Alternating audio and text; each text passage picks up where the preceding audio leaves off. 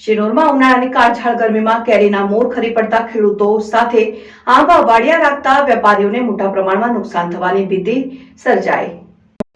કેરીની શરૂઆત થાય તે પહેલા આંબા વાડિયા રાખતા વેપારીઓ અને ખેડૂતો માટે ઉનાળાની કાળઝાળ ગરમી મુશ્કેલી ઊભી કરી છે અને ઉનાળાની શરૂઆતમાં પડી રહેલી આકરી ગરમીના કારણે કેરીનો મોર સતત ખરી રહ્યો છે અને ખેડૂતો તેમજ આંબા વાડિયા રાખતા વેપારીઓને મોટા પ્રમાણમાં નુકસાન થાય તેવી ભીતિ સર્જાતા શિનોર પંથક માનેકા આંબા વાડિયા ધરાવતા ખેડૂતોના માથે મોટું સંકટ ઊભું થતા મુશ્કેલીમાં મુકાયા। રિપોર્ટર જેસલ વસાવા સાથે સંજય ખત્રી, શિનોર સમાચાર ન્યૂઝ, શિનોર।